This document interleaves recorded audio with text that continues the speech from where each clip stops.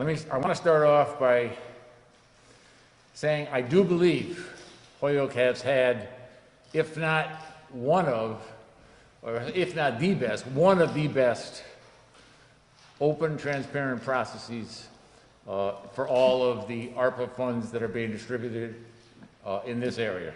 You know, we invited proposals in. I think we received 60 some odd proposals, somewhere close to $100 million. We had 7 hours of presentations on public television, and I thank Channel 15 Media for helping to promote an understanding of what those proposals could mean. I want to thank the Office of Community Development, Alicia and Kate primarily, but also the members of the Citizens Advisory Council, the City Council's DGR Committee, and the City Council for the time they put in to make recommendations. I know nobody can please everybody, and I'm certainly going to be in that category today. But I want to say that there's a couple of other things that have happened, and I think we need to make sure that they get explained before I get into the appropriations. We will be talking about the $14.9 million, which is on the cover sheet that we gave out. But I want to emphasize a couple other things that we've done to provide the most benefit to the community. So through the Board of Health, the Health Department, through the Community Development Office, we researched how many of our proposals could be eligible for CARES Act funding.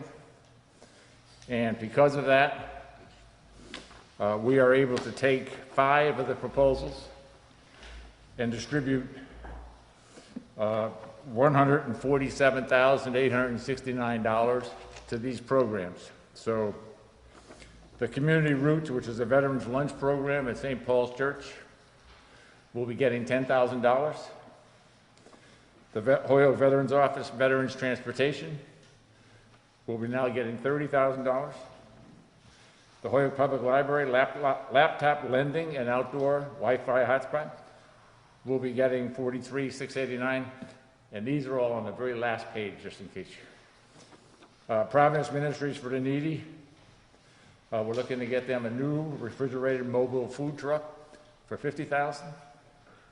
And one of my goals there is to actually have that mobile food truck work with farmers and go to the various neighborhoods on a daily basis and a predictable basis, so that people who don't necessarily have easy transportation to be able to do some fresh fruit and vegetable shopping will now have it going to their neighborhoods. And the Way of Esperanza, also a food distribution program, $14,000. So again, I want to thank Sean Gonzalez from the Board of Health and the Community Development staff for noting that these were, in fact, CARES Act eligible, and we had funding left over to do that. Let me go to the second point. And that comes to what is going to be happening in the next 4 or 5 weeks. We have received an additional $3.8 million. And I did give out a handout here. That $3.8 million, we are applying that to any proposals that were not funded in this first round. We are encouraging people to sharpen their pencils, come back in, and I've already met with a few, but if it's possible to do a significant part of those services, but find some way of saving some money, we are looking at doing that. Our hope is that the Citizens Advisory Council will make recommendations to the City Council on October 5th, that the City Council will make recommendations to the Mayor's Office on October 19th, and that we will distribute a significant portion of that $3.8 million somewhere around October 22nd.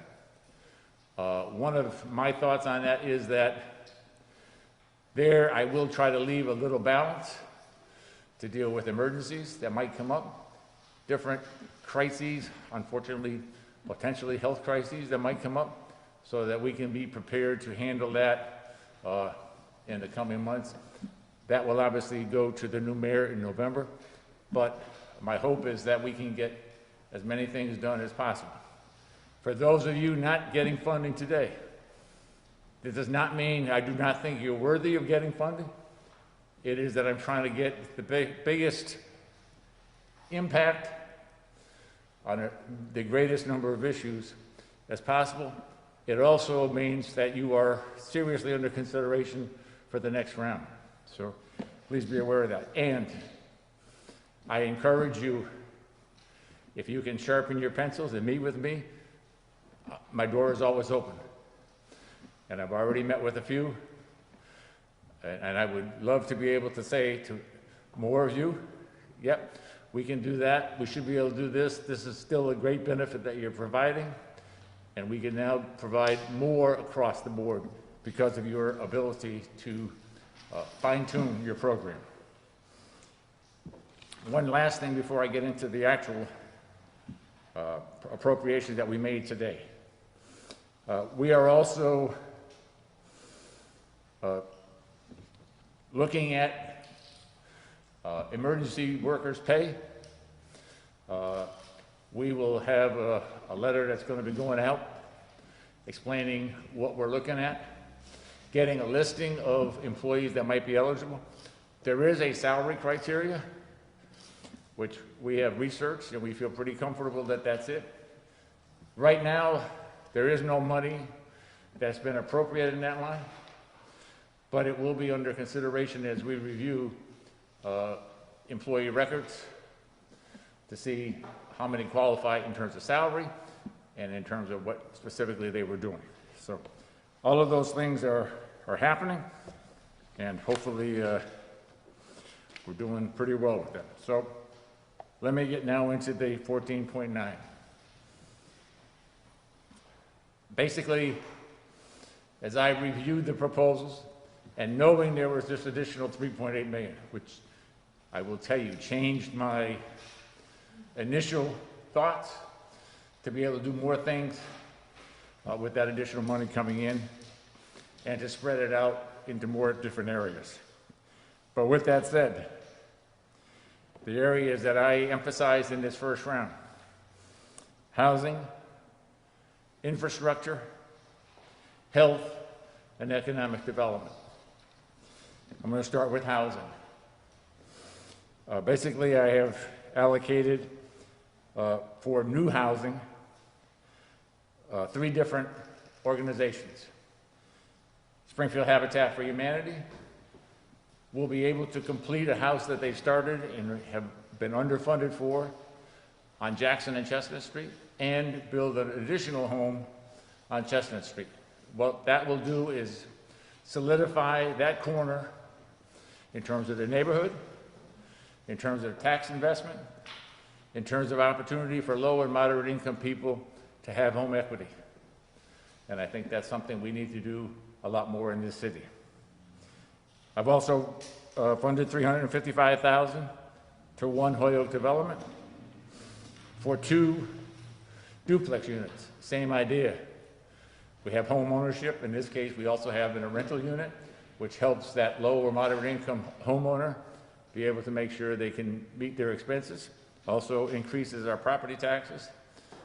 The estimate on that is approximately $4,000 additional tax revenue per unit each year.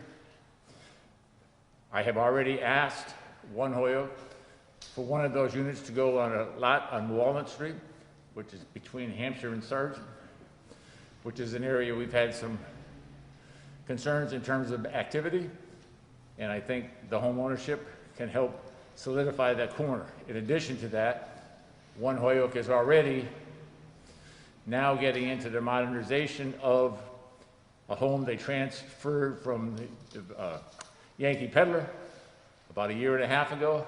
That is now in the actual improvement stage. They would be diagonal from each other, and I think could really solidify the neighborhood on Pine, Hampshire, and Walnut Street.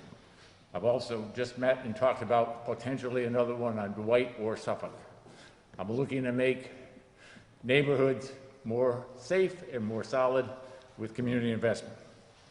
The third one is through the Holyoke Housing Authority, and it is for $1.3 million. It would be to construct 8 new homes on the corner of Clemente and Sargent Street, adjacent to the Carlos Vega Park. It would complement what they are doing right now on Hamilton and Southeast in terms of 12 new apartment units. And I think it also provides, again, home ownership, some financial diversity in the neighborhood, and hopefully also potentially some new revenues to be used in businesses on Main Street and Cabot Street, which hopefully can revitalize the economic sector there. All of those projects, it is my hope and my understanding that they can be getting into groundbreaking and moving in spring to early summer. And my goal is to move them as quickly as possible. I have been told there is a possibility some of this could take place this fall. And I would love to see that, whether I'm sitting in this office or just trying to get up and taking a break. So those are new housing units. We have also approved with One Holyoke 2 programs that have been continuously going on, $150,000 for the rental neighborhood improvement program and $300,000 for the neighborhood improvement program. One, to help homeowners be able to maintain their buildings, to provide low-income loans or grants. The other, to do that same thing with owners of rental units. One of the things here with the rental unit that I'm really appreciative of is the concern with air quality in the buildings. There's a significant push to help landlords improve air quality. Anyone that has talked to me in the last year knows I talk a lot about asthma and about kids needing to go to school and being healthy. This additional funding to try to improve apartment building air quality is crucial to making sure our students get to school. So I not only tie it into health, I tie it into economic opportunity, I tie it into long-term stability in the neighborhoods, I tie it into giving those kids a chance for a better life. One other program specifically related to that is Revitalize Cdc. I've appropriated $100,000. That is for 100 units of rental housing or a homeowner that is currently having air quality issues. Same goal, to reduce asthma in children.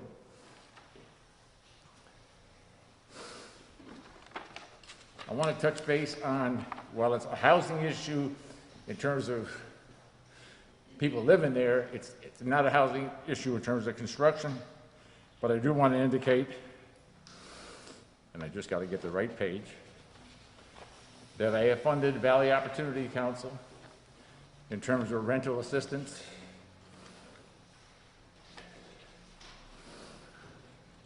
And why am I not finding it, Lisa?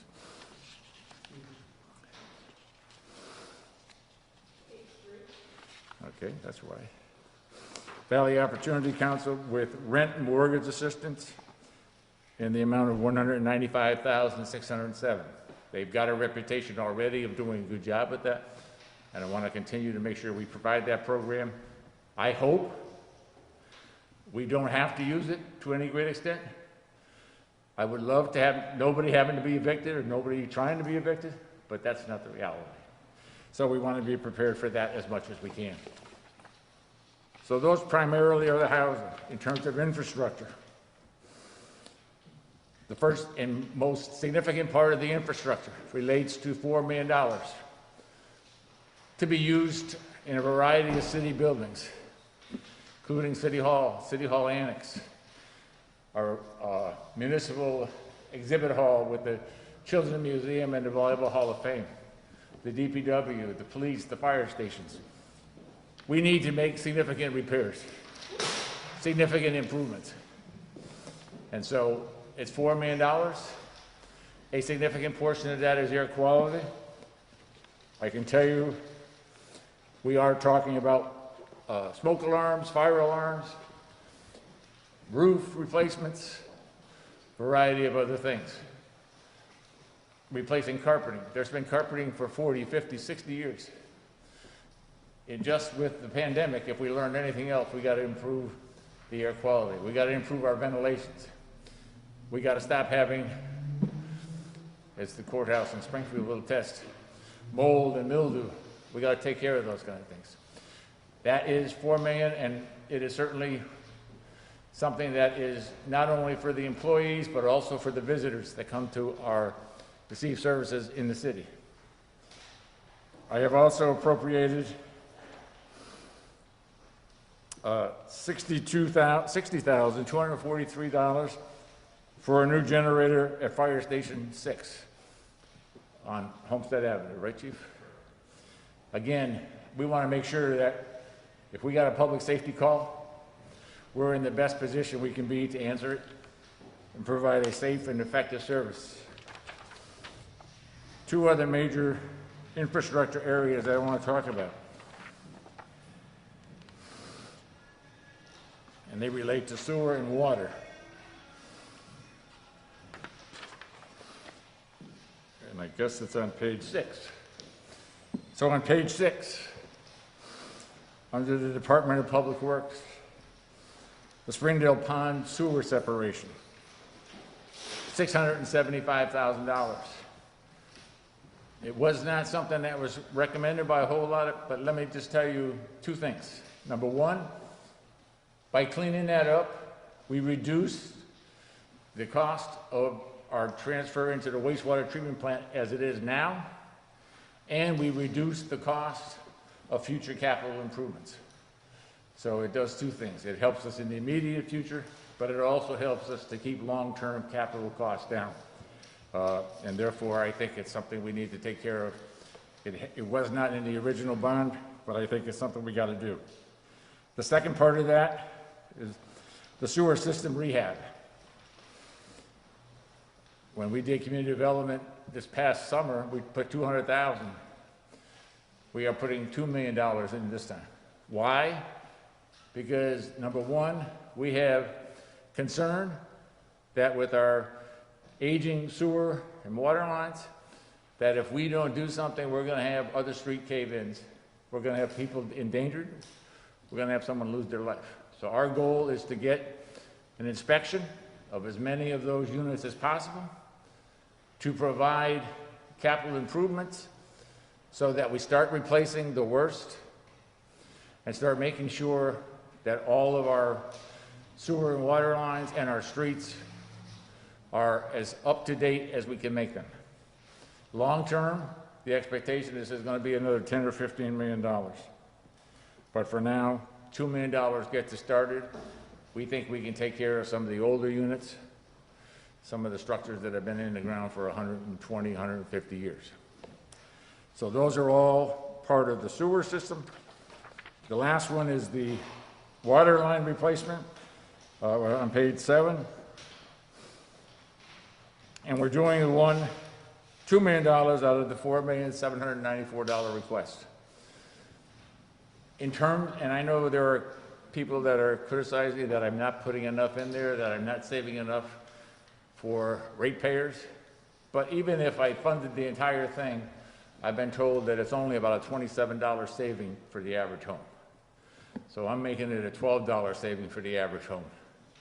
But I'm providing funding that does other things that make the city a safer city. I do want to make sure we emphasize, this is the water line that goes to the Holyoke Medical Center. We obviously want to make sure we're in a situation where we don't ever have water problems going to our hospital. So that's why this money is being put there. And I know the water department will bond for the rest and move the project along. The third area is health. And again, I talked about asthma controls and things along that lines already. I want to talk about our firefighters and their turnout gear. On page 3, $338,519. Every indication by providing this, we provide a much safer health environment for our firefighters. When they leave an event, they have a chance to put on new equipment, new uniforms, so that they're not carrying cancer-causing chemicals to their next event. We have to make sure that those providing us our service are as healthy and as safe as possible. The very last thing, and then I'll take questions, because there's more things, but last thing I want to talk about is economic development. We put $800,000 into small business grants, improvements. I can tell you we've already had people making requests, and it's our expectation that we can help take those that have been hurt by the pandemic, give them a shot in the arm. Those that have been doing okay but could use a boost, some opportunity. We're also looking to help promote tourism in Holyoke, because we think it's crucial that we get all of our hospitality industry up to its best potential, and we think this $800,000 will start that and get that moving. If I can, again, I want to emphasize the second round will be starting very soon. I'm going to have Alicia from the Community Development Office tell you that schedule shortly, but I do want to encourage all of you who have not received the funding you asked for to consider reapplying, amending, altering. We just ask that you not increase your proposal. You know we don't have enough money for all of them, but let's do what we can. I want to be in a position to be able to say, and let me also make this point, because I know I've been criticized for not putting money up front for nonprofits and not putting money up front for kids. And let me just tell you, anybody that knows me and knows how I've lived my life and what I've done for kids knows that that's just not my goal. My goal is to be able to do that, but do that after these other things are accomplished, which now comes with that $3.8 million round. I want to provide as many opportunities to deal with, whether it be recreational, emotional, social skills of our kids. I want us to be able to do that. And I'm going to do the most that I can in the next 4 or 5 weeks to make sure that much of that happens. But I also want to make sure we take care of some other projects that are here. So I'm going to be listening. Again, I challenge each proposer to give me, if you will, what's the minimum you can get to do some good things. I may go beyond that, but if I know the minimum to get some good things, at least that's a starting point. And I will tell you, so far I've been very happy meeting with people who have come to me with a high elevation, and after discussing came down and ended up what I think is going to be some pretty good final resolutions. So it has not been easy. You know, 5 months ago, I think today, I became the acting mayor. Heaven did not know what I was getting into. And Holyoke did not know what they were getting with me. Let me say, it has been a challenge.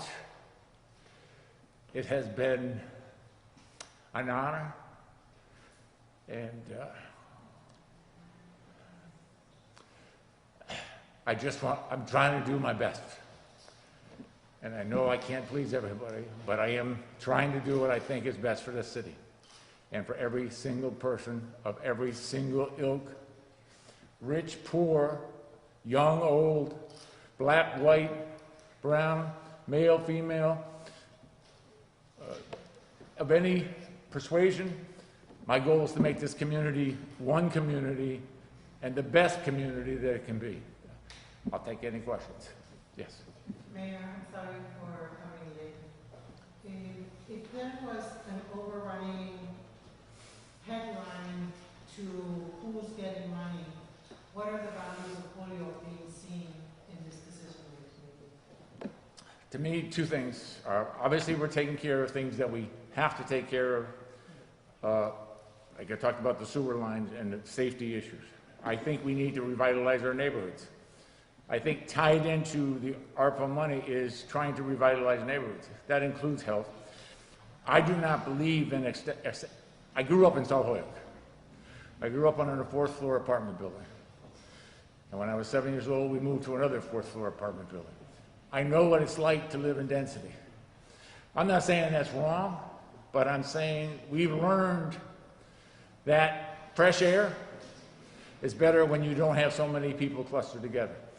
And I think building homes and providing home equity certainly allows people who may not have the financial means on their own to be able to start to build some wealth. Clearly, the pandemic has shown that financial capacity has some impact on wealth, on health. And so I'm trying to do that. All of the things I've done in terms of small businesses. I mean, we've got to have people working. A society does not succeed until the community works together. And that means we all accept responsibility. We may not all have the best job. We may not all be doing things that we want to do every single day. But we can all take pride in what we do to make sure that we are doing the best that we can. And by doing that, there's advancement for you because you've shown that you can do this, you're going to also be able to do that. I just tried to show the community that. And again, my second round, as I expect, and as I hear recommendations, many of the things that the CAC and the DGR committee and the city council recommended are things that I'm more than likely going to be saying I'm okay with the second time around. And again, to me, we take care of physical structures that have health issues. We take care of revitalizing some neighborhoods. We take care of trying to stabilize the fight against illegal activity in some of those neighborhoods. And we do all those things together, we got a good chance. This $14.9 million, I think, is going to make a significant difference. And I think the 3.8 following will also improve it. Okay, you were great. Yes. So with the infrastructure funding that we're seeing, we've had some serious storms this past summer, causing a lot of storm damage. Is any of this infrastructure planning going to help combat that? None of this relates to all the storms. The sewer lines, the water lines, and the city buildings, they've all been pretty much in line. At some point, we were going to be doing them. And let me make one other point, and I'll be criticized for this, but let me make it anyway. You know, when you're not running for anything, you can say whatever you want. But let me just say, I mean, some of this has got to come out of city money. People got to be willing to pay to improve their city. I know people tell me, spend it on infrastructure so we can save money. And that does some good things, but it doesn't revitalize the neighborhood. It doesn't deal with the health quality of air quality. It doesn't take those small businesses and get them reactivated. I mean, we need to have a balanced approach, and that's what I tried to do here. It does not relate to any storms. Obviously, we don't want to have significant problems, and we haven't had any major yet. I know when the last hurricane that came in, I was on about 5 different conference calls on a Sunday, and then they finally told me 11 houses lost power. And I think Homestead Avenue Fire Station lost it, which is the reason we're getting a generator. But yeah, for the most part, this is all work that needs to get done, and we need to continue to pay for it, whether there's ARPA money or not. Mayor, does this act sort of I'm sorry, Paul. No, go ahead. Mayor, is this the present funding right now? Does it sort of act as a blueprint for the next occupant of room 1 and sort of a guidance in terms of where they should be looking? I know they all have their own little, favorites and everything else. Yep. Does it sort of act like a blueprint in a sense? My hope is that what they will see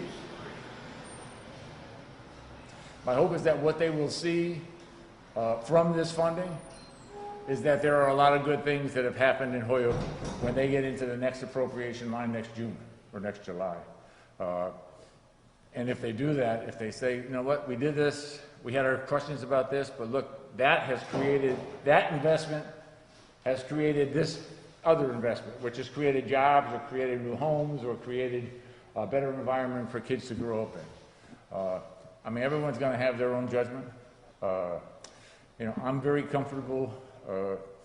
Holyoke's, unfortunately, negatively viewed for a few things. And two of those things are boarded up buildings and vacant lots. These homes that I'm looking at are going into where there were vacant lots or boarded up buildings that have been torn down. We need to reinvest in those neighborhoods. We've got to change the image of this city.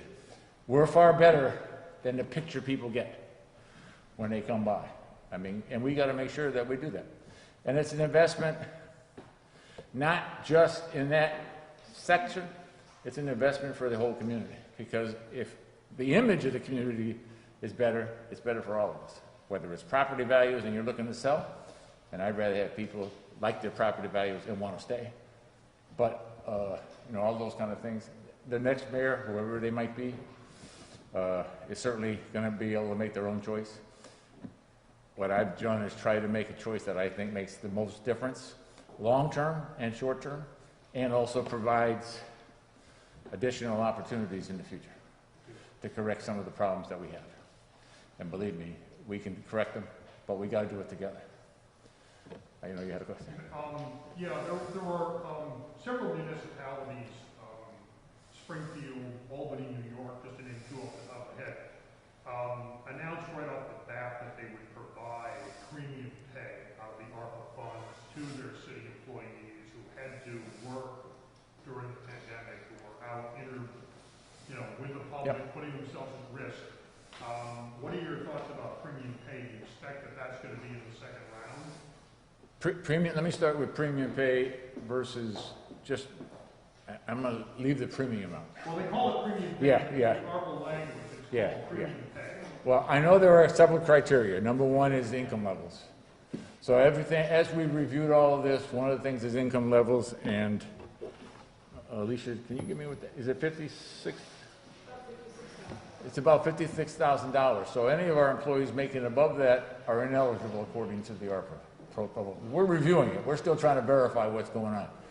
I have only received a couple of letters, one proposal, a couple of letters talking about it, and I've got a meeting with another union talking about it. We have not committed to anything. We are looking at what we can do and what it would cost. And it's nothing against employees, but we also looked at all the other factors that are related to this, and so that's what came in our first round. I have not ruled out providing some kind of remuneration, and I'm going to say I need to make sure it's qualified and justified remuneration. And we are working, I know we sent some to the city solicitor in the personnel office to get more data on that. You're welcome. Everybody's good? Thank you very much. Appreciate your time. Stay with us. If you are not funded this time, and please consider coming again. I want to find the right answers. I need your help to do that. Thank you.